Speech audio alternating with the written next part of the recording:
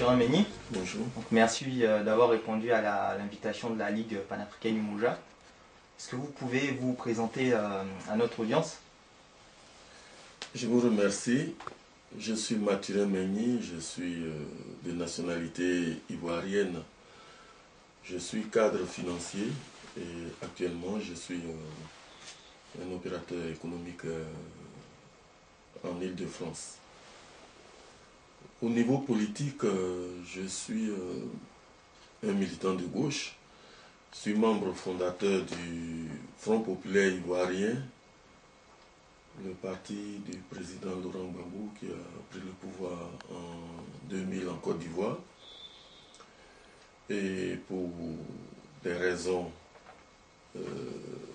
politiques, j'ai démissionné du FPI en décembre 1994.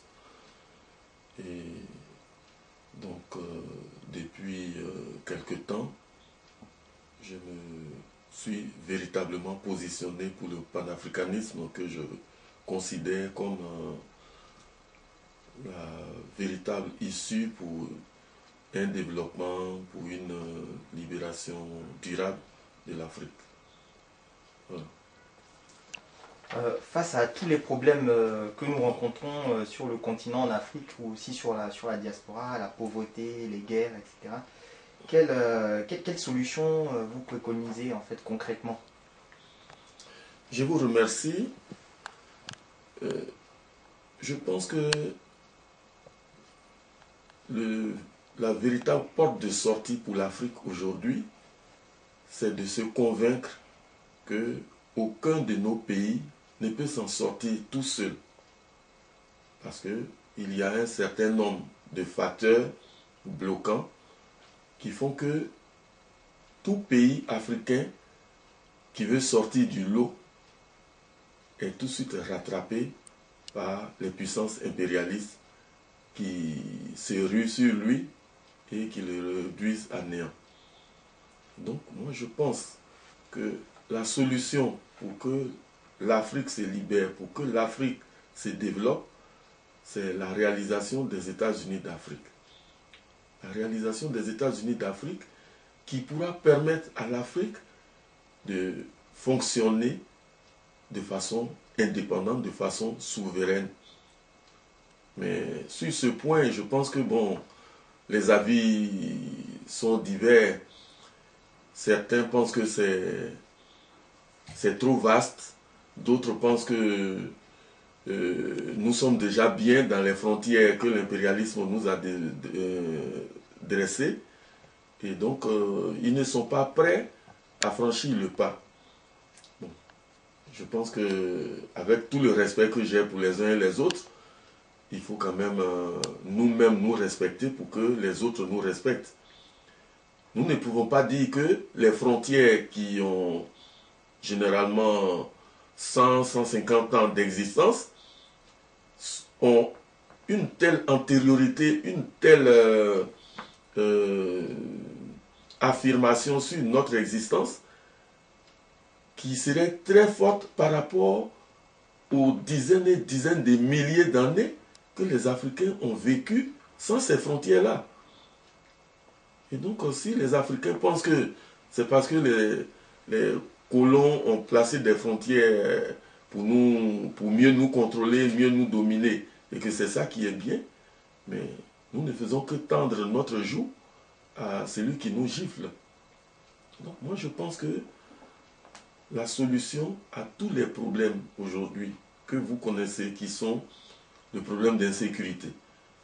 Au large de la Somalie, nos mers sont prises en otage par des terroristes. Au nord du Mali, tout un territoire est pris en otage par des terroristes. Au Congo, Kinshasa, ça fait plus de 20 ans que ce pays est torpillé, alors que les populations et les richesses que regorge ce pays devraient depuis longtemps en faire l'un des tout premiers pays émergents d'Afrique et du monde. Voilà. Donc tous ces problèmes-là, si nous voulons que l'Afrique se relève et qu'elle se place au diapason des autres États, des autres nations, Mais il faut que l'Afrique pense à son unité, à sa véritable unité, en faisant fi des petits problèmes qu'on nous fait. Donc vous proposez donc les États-Unis d'Afrique. Est-ce que c'est pas un peu un rêve parce que ça fait un peu utopique? Je vous remercie. Je pense que un grand penseur disait que pour faire de grandes choses, il faut les rêver. Et donc je pense que le rêve n'est pas forcément négatif. Et je pense que nous avons plusieurs rêves qui se sont réalisés et qui aujourd'hui font la fierté de plusieurs personnes. Aujourd'hui, nous sommes à une Europe qui comprend 27 États. Dans les années 45,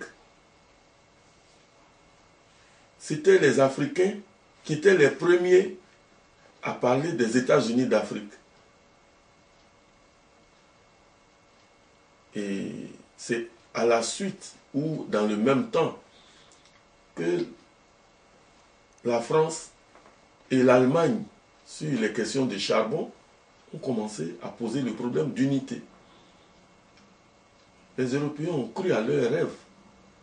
Des 2 États, ils sont aujourd'hui à 27. Et ce n'est pas fini. Les États-Unis d'Afrique et les États-Unis d'Amérique, à leur création, ils étaient combien? 11. 11 qui ont assisté au Congrès constitutif. Aujourd'hui, ils sont combien? 52. Donc il faut croire au rêve. Personnellement, si je prends moi mon histoire personnelle, lorsque, au temps où le président Houphouët-Boigny crachait tout feu, tout flamme en Côte d'Ivoire, et que nous étions dans l'opposition, les gens disaient que nous rêvions que le pouvoir d'Houphouët-Boigny était indéboulonnable. Au congrès constitutif du FPI, Front Populaire Ivoirien, que nous avons tenu en novembre 1988 à Dabou, nous étions 21. Alors qu'à cette époque-là, la Côte d'Ivoire comptait 16 millions d'habitants. Mais aujourd'hui, le FPI a pris le pouvoir. À partir de 21, 20, 30 personnes, le FPI aujourd'hui compte des millions et des millions de personnes en Côte d'Ivoire. Donc ce n'est pas du tout un rêve. Il faut y croire. Et pour y croire, il faut donner les explications qu'il faut.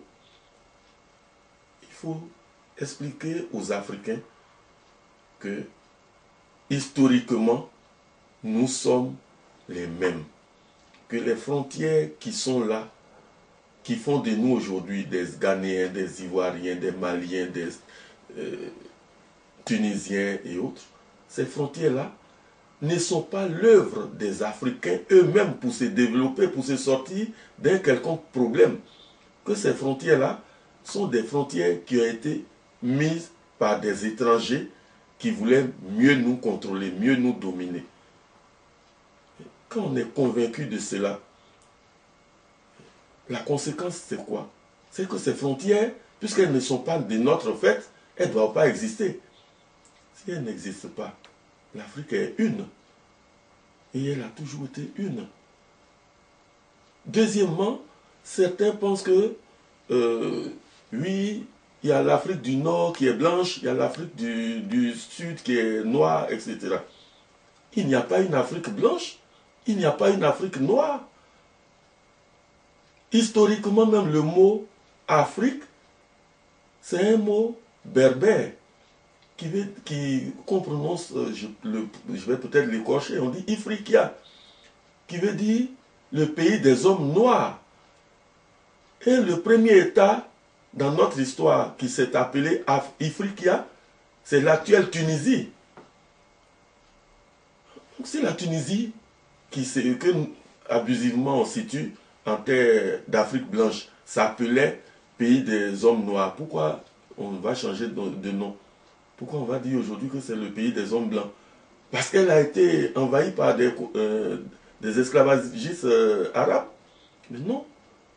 Et même quand on regarde, aujourd'hui, l'Afrique du Nord, mais la population la plus nombreuse, ce ne sont pas les Arabes. Je ne dis pas qu'il faut revenir faire l'histoire et repousser les Arabes dans leur pays. Non, pas du tout. Mais il faut se convaincre que l'Afrique est une. Il faut aussi se convaincre que les outils qu'on nous demande d'utiliser aujourd'hui ne sont pas nos outils. Et que nos outils sont très beaux. Par exemple, notre langue.